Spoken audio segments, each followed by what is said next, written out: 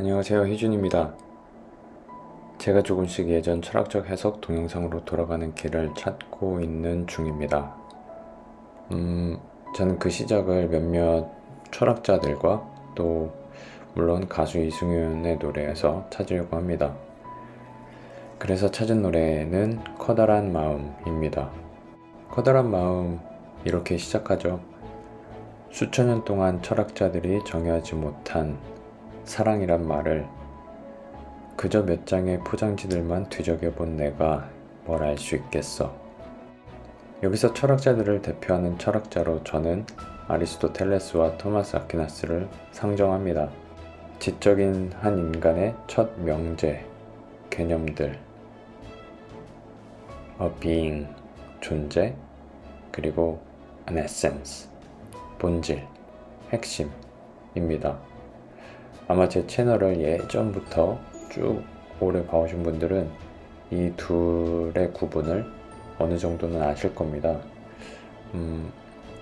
만약 그렇다면 사랑은 에센스, 그리고 포장지들은 a being, 존재입니다. 하지만 너의 시간을 지날 때 분명하게 알 수 있는 건 아주 커다란 마음이야 라고 합니다. 흥미로운 건 나의 시간이 아니라 너의 시간을 내가 또는 네가 지날 때 아주 커다란 마음을 알 수 있다고 합니다. 그리고 머무는 것이 아니라 지나가는 것이기도 하고요. 그리고 그건 아주 조그만 말들입니다. 거창하고 거대한 말들 속 본질은 작습니다. 하지만 그 또한 말이라는 실존에 담겨 있죠. 행복, 동의하지 못한 말들.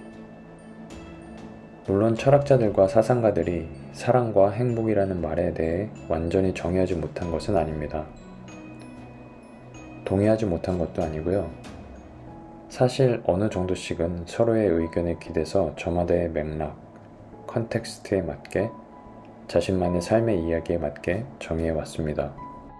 행복을 논할 때 항상 거론되는 철학자 아리스토텔레스의 유다이모니아. 그는 유다이모니아란 행복이 아니라 삶 속에서 구체화된 덕목들에 기반한 가능한 최고의 인생이라고 했습니다. 동시에 지고한 선이라고도 했죠. 하지만 이것은 우리 현대인에게는 맞지 않는 정의일 수도 있을 겁니다. 소중한 누군가와 함께 시간을 지날 때 알 수 있는 건 아주 잔잔한 마음입니다. 지고한 선이 아니라는 거죠. 마치 호숫가에 달이 비추고 그것 그대로 잔잔한, 즉 현실 가운데 실제 사람들이 살아가는 삶을 통해 이뤄내는 덕목들은 행복이 실체화되는 형태가 아닐까요? 예를 들면 아퀴나스는 행복은 진리 가운데 놓인 기쁨이다 라고도 했습니다. 물론 삶은 고달프고 고통으로 가득 채워져 있습니다. 기쁨과 안위와 행복은 그 사이 짧은 찰나라는 빈틈 바구니에 들어가 있을지도 모릅니다. 그것을 평생 경험하지 못할 수도 있고요.